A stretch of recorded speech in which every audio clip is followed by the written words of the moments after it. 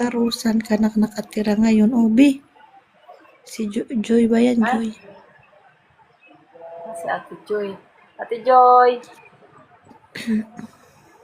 Dito na kami sa Binyante. Dito na kami, nilipad. Oh, oo. Wala na kasi akong trabaho, te. Trabaho ko kumain. Mag-alaga ng mga pamangkin. Maghapon. Oh, di taba ko na, no? Dati doon sa tindahan, payat-payat ko. Taba ba yan? Parang feeling ko.